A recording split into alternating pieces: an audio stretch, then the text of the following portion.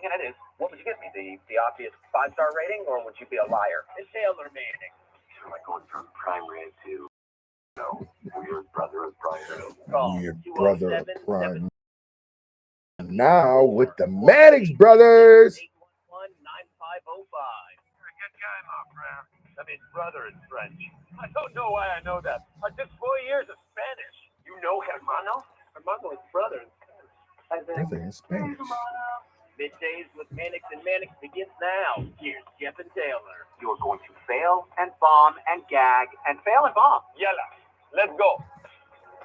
Good afternoon, and welcome into our final hour on this finally Friday edition of Middays with Mannix and Mannix here for the year 2022. It's Jeff Mannix and honorary Mannix cousin Connor Clement with you. And with the college football playoff semifinals coming up tomorrow, no better time to talk to our college football expert. He's the host of the Catch Up with Coach podcast and a former college football coach himself. Malik Hall joins us on the line. Malik, how was the holidays, my man? Man, it was frosty, windy, and cold. So if you love football, it was a lot of fireworks going throughout the holiday, that's for sure. Goodness, there certainly were some fireworks here indeed. Maybe some surprising results from some bowl games. Maybe not all that surprising in some cases. Right. I'd like to turn our attention to some of the action that we've seen fairly recently. A couple real good bowl games between Oregon and North Carolina, with Oregon just sneaking that one out at the end by 1 point. And last night, two pretty good ones, really. Washington beating Texas in the Alamo Bowl by a touchdown, and Florida State having a fight and claw for everything they had there to beat Oklahoma by a field goal. You hit it on the nose. I'm not sure if they were upsets. I'm not sure what they were, but they were good games. Oregon, North Carolina, I'm not sure if this is Coach Mac Brown's last hurrah. But what a run for Coach Brown. The quarterback who I thought would be a difference in that game, D. May, who popped up on a few people's Heisman watch. Unfortunately, just didn't perform well. Went 18 for 35, though he did throw 3 touchdowns to rally in the second half. But it was apparent from the beginning Oregon was excited to be there. And it seemed that North Carolina was disappointed to be there. And that's the common theme in bowl season.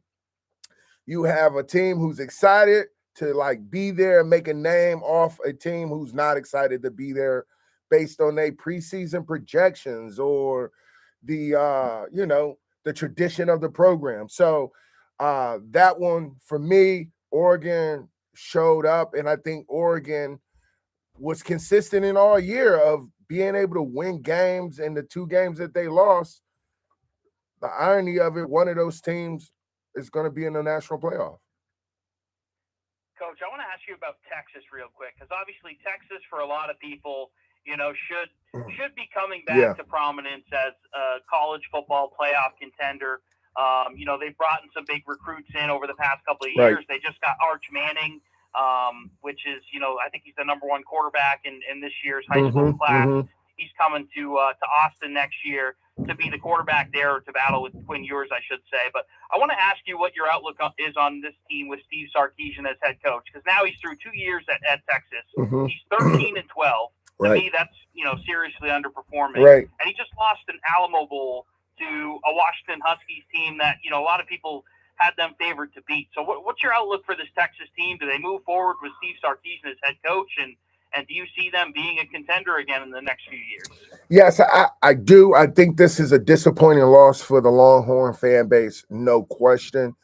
I'll also add, with them moving leagues, this does not help, right? That's right. They're going to the SEC, right? Right. So yes, Texas is the program, and like many others, but just the one that we speak to, that is a blue blood program that has all the money, has all the facilities, can hire the the coach that they can handpick their coach. They can handpick their recruits just about now that we're speaking to the NLI deals. But is something missing? What that is, who knows? And again, I spoke to Washington is excited to be in this bowl game. Texas, on the other hand, is like, we got to play the Alamo Bowl. Like, Right. you know, and so you're saying now you got a Washington team with 2 losses, only 2 losses this year. They're looking to make a name on themselves based on Texas's disappointment. And that's exactly what they did. And I will say it took Texas 3 quarters to really wake up and say, okay, let's play this game. I think Ewers is gonna be a dude. I mean, look, he threw the ball almost 400 for 400 yards. He just didn't get in the end zone. Um, and so Texas Coach Sark is going to be evaluated. The challenge that I think Texas has, there will always be a nice name out there, a nice coaching name to evaluate. But every time you let a coach go, you're hitting reset on what you want for your program, what you want for the fan base. And so, Clem, you said it, he's a game above 500. In a normal situation, they might hit reset on this, but you're resetting a blue blood program for the 4th time now. No one has made it through their contract at Texas. Right. That's the problem. And so continuity is a thing, though I think you have a coach here every year that proves to you that, hey, I didn't know these kids. I made the connection and we got it done. But Lou Fickle doesn't get to where he gets to without the continuity at Cincinnati. And so, yeah, I think Texas is in trouble and they need to figure it out fast. Definitely want to ask you too about a couple of games from earlier on in the week as well before we start turning our attention to the stuff that's ahead. Mm-hmm. I want to ask specifically about the Guaranteed Rate Bowl where we saw Wisconsin beat Oklahoma State 24-17. Interesting storylines for both, I think, because Wisconsin changed coaches in the middle of the season, while Oklahoma State in the first 6 to 8 weeks, it seemed like, we thought might be knocking on the door of a Big 12 championship, and now they've ended the season at 7-6. So something really went wrong there. And then the other one, some fireworks between Arkansas and Kansas in a triple overtime game that sees the Razorbacks win. When you first see that score, you're thinking, oh, well, it is basketball season. Kansas is matching up. You initially think, did Kansas lose to Arkansas in hoops? And no, and I only say that to say, like, both offenses were playing above and beyond their abilities or the execution prior to this bowl game. Kansas is the more surprising squad because of all of what they did this year and to get to a bowl game. Kansas, you only hear Kansas for a scandal or firing a head coach. And so Kansas being able to get themselves in a respectable record and go bowling and push a SEC team, though Arkansas is continually to pump fake us in regards to being a true contender, yet and still that's an SEC ball club with SEC athletes. And it was a good showdown and showing for both squads. Wisconsin, Oklahoma State, that's the game that you knew, okay, based on where Wisconsin is, they just got to get through the game, get on the road recruiting, and start this thing over, right? And everything but that happened. Like the old Wisconsin of run the ball 22 times with run back. The second back should have about 7 to 10 carries, and the quarterback has to make 10 throws a game. Maybe 12. Like, look, he completes 16 passes. Like, that's the Wisconsin way. And that way, that's a formula to get them over the hump and beat an Oklahoma State that I didn't think they matched up well with at all, defensively or offensively. And being that they're replacing a whole coaching staff, a week before the game. So kudos to the players, kudos to the coaches for putting a game plan together that was doable in that short. Yeah, for sure. Coach, want to talk to you about today's bowl games. Obviously, we got the Duke's Mayo Bowl going on right now in Charlotte, Maryland, and NC all the way down the field and stopped on the 2-yard line. They trailed 10-6 with like 4.5 minutes left in that game. Then we got the Pitt Panthers taking on the Bruins of UCLA in the Tony the Tiger Sun Bowl. We have Notre Dame and South Carolina in the TaxSlayer Gator Bowl. We have the Barstool Sports Arizona Bowl, Ohio and Wyoming. And then, of course, tonight's nightcap is the Orange Bowl between Tennessee and Clemson. What are your thoughts on some of these bowl games, and what's your matchup that you're looking forward to most? I love the game, the 2:00 game, Pitt UCLA.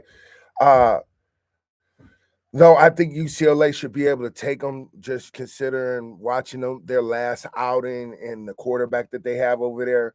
But I just love the way Pitt plays football on defense.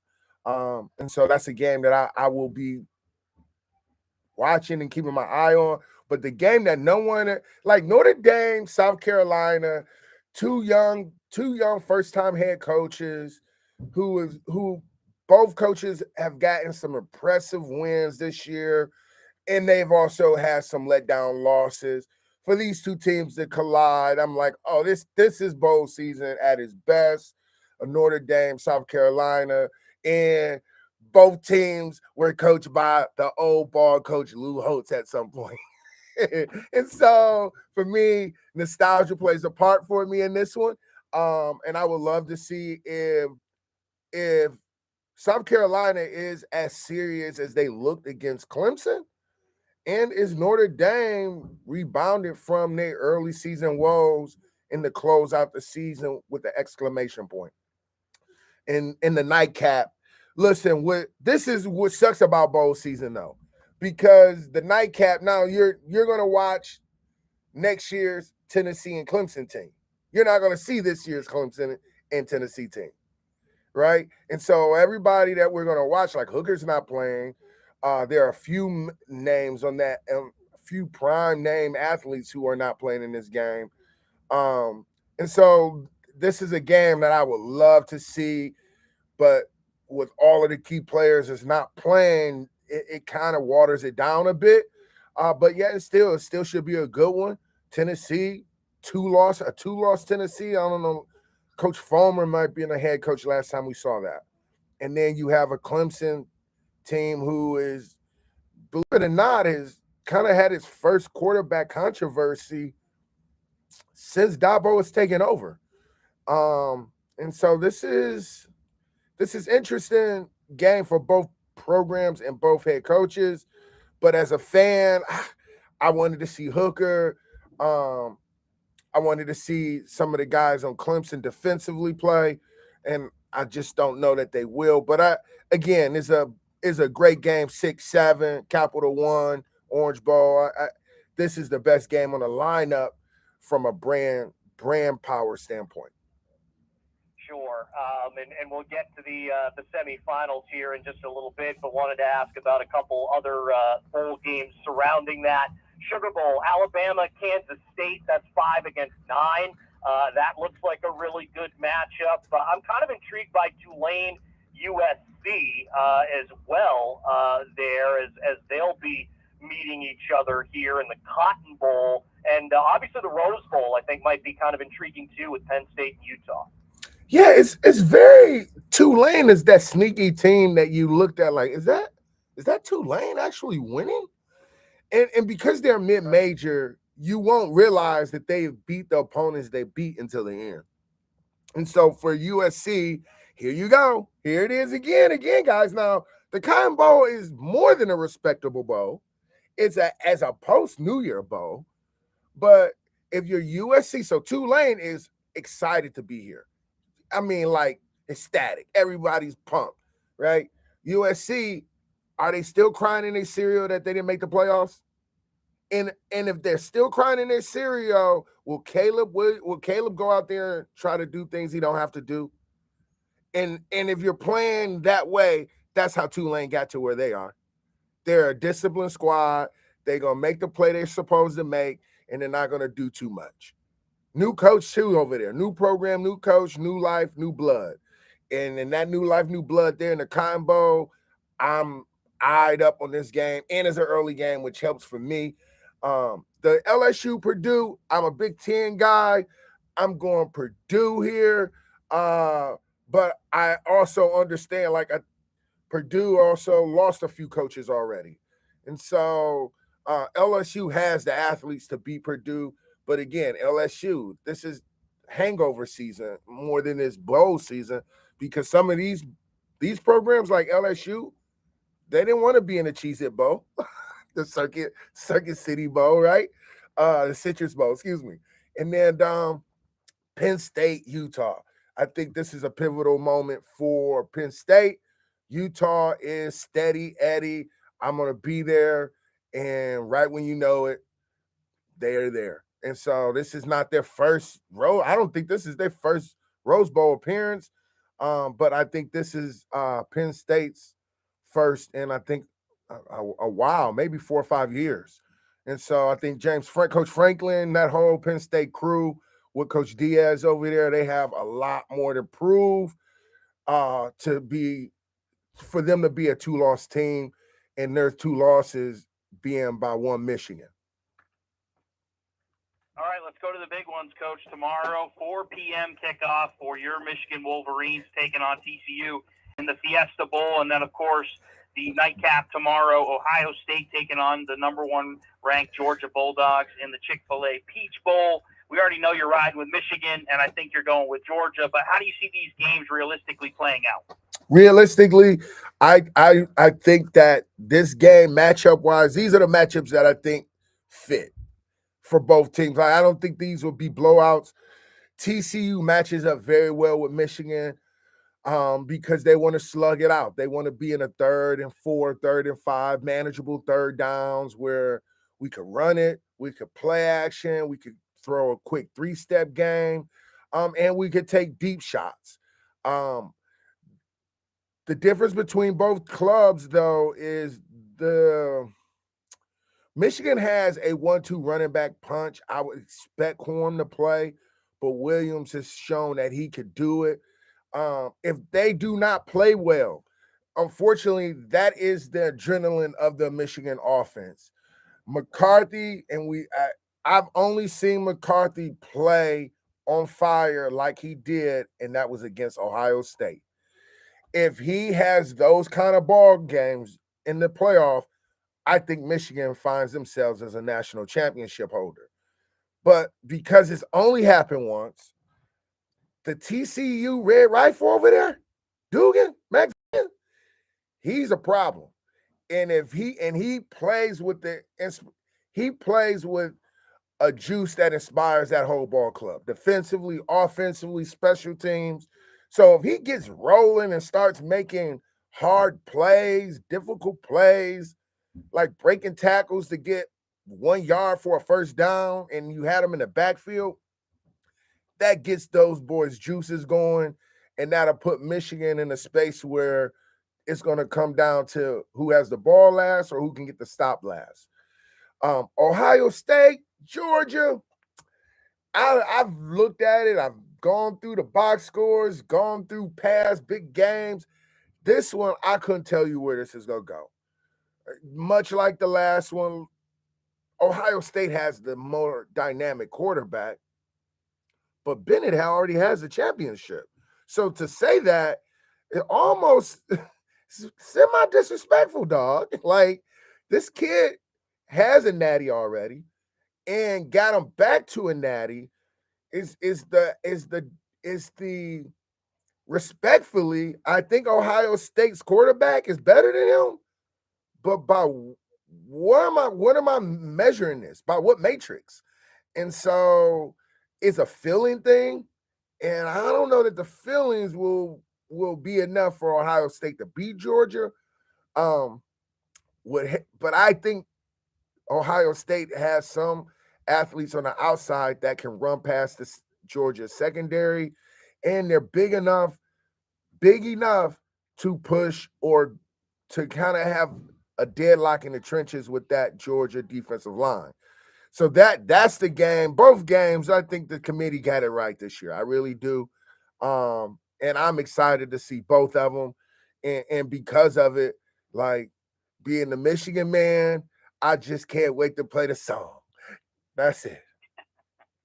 No, I definitely hear you there, Coach. Well, I don't want to look too far ahead and predict the college football national championship. But let's say Michigan takes care of business, right? Yep. And let's say Ohio State upsets Georgia. What do you think about a matchup between Ohio State again? Because I don't mean to make you upset, Coach, but I think that first matchup or that matchup with Michigan and Ohio State at Ohio State earlier this season, I thought obviously Ohio State kind of controlled the football game in the first half, and then the second half, they just didn't even look like Ohio State. And Michigan took advantage. Michigan played a great half. Like you said, McCarthy played an unbelievable game against the Buckeyes.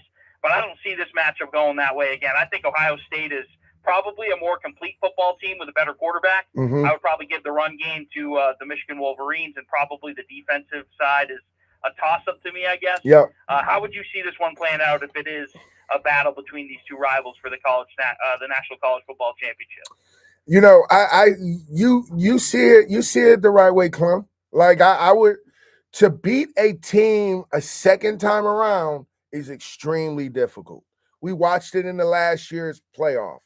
Georgia lost to Alabama a year ago, and Georgia was able to claim that on the national stage. It is extremely difficult because for every play that you got on me that worked in the margin of error in the fourth quarter, it was 3rd down and 5 yards. All of that matters. I get it. Now I get to get a second shot at this. Like, that's what makes this different. That's what makes this a difficult game. If Ohio State takes care of business, Michigan takes care of business, you'll have, one for the ages, and that will be a whoa Nelly call right there. Because again, like, Michigan is good, Ohio State's good, but to beat a team back like consecutively in any sport is very, very difficult. But the difference where I would give Michigan the edge is if Ohio State comes out of that Georgia game, they're not coming out of that game not limping. Like this, that's the difference between the two. Like, I think Ohio State and Georgia, they're going to have to exhaust their bullets and may come out of that game limping, both parties. And because of that, that will give that, whether it's TCU or Michigan, that will give one of the two teams an edge because of that factor right there. Now, will it be enough for them to win? I don't know. But again, I think Michigan, they will have to really be on fire to be able to get Ohio State consecutively like that in the natty game. That'll be tough, but it's hard to win. So it is very hard to win, no doubt about it. Although I will be completely honest in saying, if we end up with a national championship game without an SEC team, I'm going to be pretty happy. I know that. You know what, Jeff? I think that's a solid consensus right there. I think, especially in New England, I think we all can vote on that and bet on that one. There you go. All right, Malik Hall, thanks so much for some more time with us. We should catch up again early next week here with no show on Monday. We'll probably bring you on Tuesday if you're available, but we're looking forward to that, and enjoy the college football playoffs and the wrap-up of bowl season. Again, guys, I appreciate you having me. Happy New Year. Enjoy the new year. Enjoy the football games. And, hey, just steady she goes. It's a long weekend. Yeah. Happy New Year to you as well, Malik. That's Malik Hall, our college football expert. He is the host of the Catch Up with Coach podcast and a former college football coach. We'll come back. We'll take some phone calls next on Middays with Mannix and Mannix.